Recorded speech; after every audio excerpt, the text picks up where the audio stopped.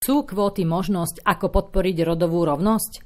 Rodová rovnosť na Slovensku dosiahla v posledných rokoch významný pokrok, ale stále existujú výzvy, ktoré je potrebné riešiť. Jednou z nich je zastúpenie žien vo verejných funkciách. Dôkazom sú aj výsledky predčasných parlamentných volieb, po ktorých je v parlamente len 33 poslankýň a 117 poslancov.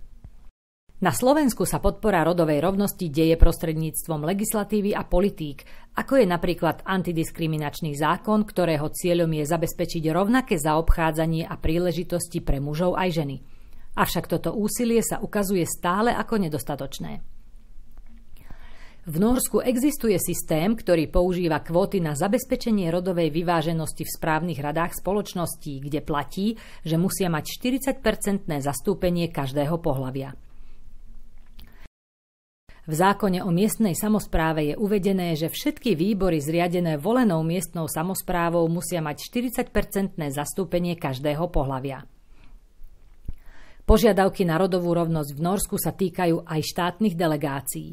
Každé pohlavie musí byť zastúpené aspoň na 40%. Kvóty Nórsko nepoužíva vo verejnej správe ani pri zamestnávaní, ale je povolené vybrať si na pracovnom mieste osobu z menej zastúpeného pohlavia, ak sú dve osoby rovnako kvalifikované. V tomto prípade sa výber nepovažuje za diskriminačný. Výsledkom tohto systému je, že v súčasnosti nájdete stále viac ako 40% žien v nórskom parlamente a podobne aj v obecných zastupiteľstvách.